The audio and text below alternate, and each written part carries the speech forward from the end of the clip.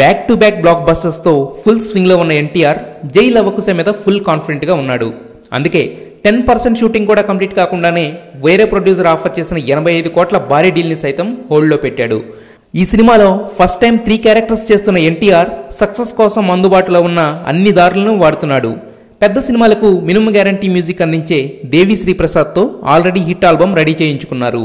India wide famous technicians ని తీసుకుని director బాబీకి మంచి సపోర్టింగ్ పిల్లర్స్ గా నిలిపారు.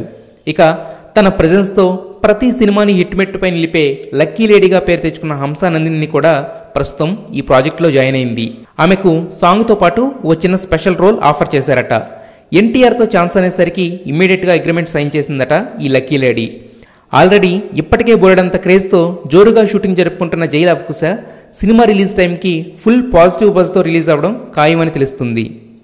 కళాకారులు లోపల ఎన్నెన్నో జరగచ్చు, అవన్నీ పబ్లిక్ ముందు ఎందుకు తీసుకొస్తారు? రాజేంద్ర ప్రసాద్ నా అన్నా కాదు, నాకన్నా సీనియర్, చాలా గొప్ప ఆర్టిస్ట్, ఆ గౌరవం. కానీ ఇంత వ్యతిరేకత వచ్చేసి ఇండస్ట్రీ అంతా ఒకటి అయిపోతున్నట్టు నేను షాక్ అయ్యా. ఎందుకు వ్యతిరేకత వచ్చింది రాజేంద్ర ప్రసాద్ సపోర్ట్ చేస్తే అన్నది 10 డేస్కి తెలిసిపోయింది నాకు. జస్ట్ 10 డేస్కి అందరికీ తెలిసిపోయింది. 10 డేస్కి ఓహో ఇందుగా ఇంత వ్యతిరేకత వచ్చింది. ఆ జాతర కాపాడాలి మూవీ ఆర్టిస్టేషన్. అందరం కలిసి ఈ 2 ఏళ్ళు మీద వేసుకునండి, లేని నవ్వు తెచ్చుకుని కష్టాన్ని భరించి అద్భుతంగా చేసాం 2 ఏళ్ళు. ఎందుకు వచ్చిందో షేర్ చేసుకోగలరా?